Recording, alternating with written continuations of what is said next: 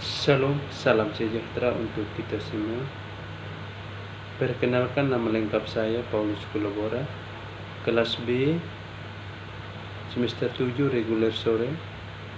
Di sini saya akan membahas tugas review buku yang ke-13 dengan mata kuliah Perencanaan dan Kebijakan Sosial dengan tema Fungsi dan Pengembangan Kesejahteraan Sosial. Konsep pembangunan. Pembangunan adalah masalah yang kompleks dan memiliki arti yang berbeda bagi orang yang berbeda. Sementara perspektif umum menyamakan pertumbuhan ekonomi dengan pembangunan. Literatur mencatat bahwa konsep tersebut jauh lebih luas dan terkait dengan standar hidup, bagaimana orang hidup dan apa yang dapat mereka lakukan atau tidak dapat dilakukan. Meskipun India merdeka pada tahun 1947, agenda pembangunannya telah diputuskan pada tahun 1938 ketika Kongres Nasional India membentuk Komite Perencanaan Nasional. Panitia terdiri dari 15 anggota, termasuk industrialisasi terkenal, pemodal, ekonom, ilmuwan, profesor, dan perwakilan dari Kongres, Serikat Pekerja Pundit. Jawaharlal Nehru, yang kemudian menjadi Perdana Menteri pertama India merdeka, adalah ketua komite tersebut. Tujuan dan indikator: memberikan visi yang komprehensif pembangunan untuk mencapai standar hidup minimum. Panitia memperkirakan bahwa sebuah keluarga pada umumnya akan membutuhkan 15-20 rupiah per orang per bulan.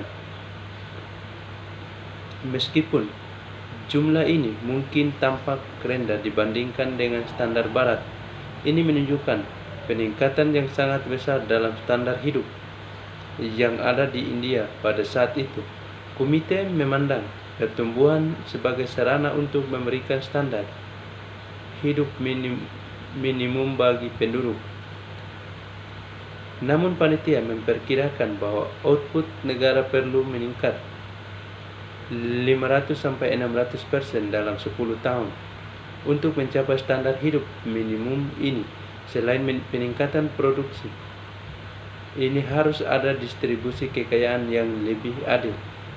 Menurut Sen, 1983, proses pembangunan ekonomi harus memperhatikan apa yang orang bisa atau tidak bisa dilakukan. Misalnya, apakah mereka bisa hidup lama, berpendidikan, lolos dari morbiditas yang bisa dihindari, diberi makan dengan baik, atau mengejar hal-hal yang mereka hargai.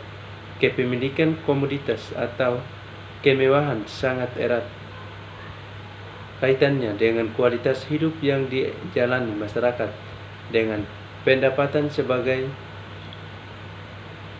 mata uang utama yang digunakan orang untuk mengkonsumsi komoditas dan jasa. Pendapatan yang lebih tinggi memberikan orang pemerintah yang lebih besar atas komoditas atau jasa, yang pada gilirannya memberi orang sarana untuk menjalani kehidupan yang lebih baik. Namun pendapatan hanyalah alat untuk mencapai tujuan, seperti yang ditulis Sen pada tahun 1985. Pada akhirnya fokusnya haruslah pada kehidupan apa yang kita jalani dan apa yang bisa atau tidak bisa kita lakukan, atau bisa atau tidak bisa. Teori perkembangan kemampuan Sen berputar di sekitar orang dan kemampuan mereka, karena semua orang tidak dapat menikmati kapabilitas yang sama. Distribusi kapabilitas harus menjadi kunci untuk mengukur perkembangan. Perhatian terkait yang muncul adalah bagaimana kapabilitas individu dan dapat dikumpulkan untuk sampai pada indikator gabungan pembangunan. Misalnya, bobot apa yang harus diberikan kepada individu yang menikmati kemampuan yang berbeda. Masalah pemberian bobot pada kapabilitas individu yang berbeda mendapat sedikit perhatian dalam literatur. Program pembangunan Perserikatan Bangsa-Bangsa pembuat Indeks Pembangunan Manusia atau HDI untuk membandingkan standar hidup antar negara.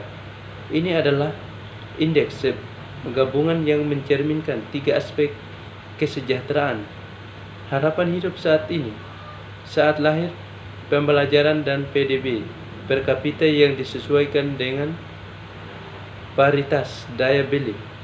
Pembelajaran diukur dengan indikator yang memberikan 2/3 dari bobotnya pada tingkat melek huruf untuk orang dewasa dan 1/3 untuk gabungan pendaftaran dasar dan menengah kasar. HDI terdiri dari 3 indikator agregat yang sama sekali tidak sensitif terhadap distribusi kemampuan individu. Literatur ini penuh dengan contoh penggunaan indikator agregat untuk mengukur pembangunan idealnya. Kita harus peduli dengan kesejahteraan individu dan kelompok individu. Fungsi kesejahteraan sosial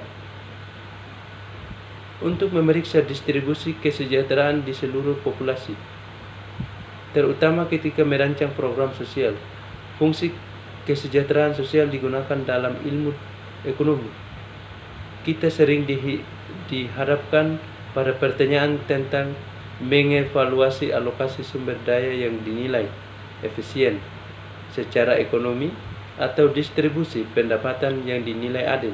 Setiap perubahan kebijakan memiliki efek heterogen pada individu. Artinya, dari perspektif kebijakan publik, beberapa individu mungkin kalah sementara yang lain mungkin mendapatkan keuntungan dari penerapan kebijakan tertentu dalam evaluasi kebijakan apapun.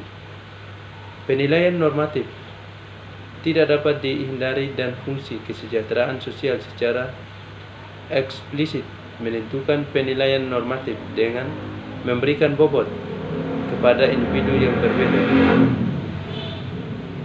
Kriteria paling populer dalam mengevaluasi alokasi ekonomi adalah yang diusulkan oleh Pareto pada tahun 1997. Aturan Pareto sederhana menyatakan bahwa setiap perbuatan atau perubahan dalam alokasi sumber daya meningkatkan kesejahteraan masyarakat jika itu membuat setidaknya satu orang menjadi lebih baik dan tidak ada yang lebih buruk mati. Suatu situasi disebut Pareto optimal jika tidak ada perubahan alternatif yang mengarah pada perbaikan Pareto, yaitu perekonomian dapat mencapai optimalitasnya selama tidak ada orang di masyarakat yang menjadi lebih kaya tanpa membuat orang lain menjadi lebih buruk. Baik kriteria optimalitas dan kompensasi Pareto gagal memberikan kerangka kriteria untuk distribusi kesejahteraan pada umumnya. Berbagai jenis ketegangan sosial muncul karena misdistribusi kesejahteraan di antara individu. Dengan demikian, kedua kriteria tersebut bisa menjadi pendekatan yang agak tumpul untuk menilai setiap perubahan distribusi.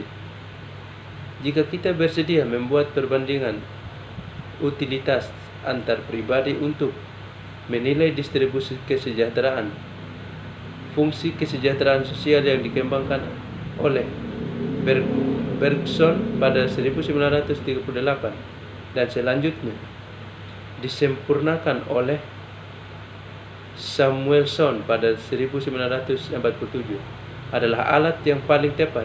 Ini menyediakan cara untuk menggabungkan berbagai utilitas di seluruh konsumen.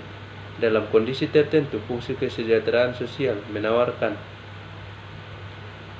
kerangka kerja yang sah untuk didistribusikan kesejahteraan di seluruh masyarakat. Dengan demikian, menunjukkan cara-cara di mana distribusi kesejahteraan dapat dirankingkan di antara penduduk. Sekian dan terima kasih. Tuhan memberkati kita semua.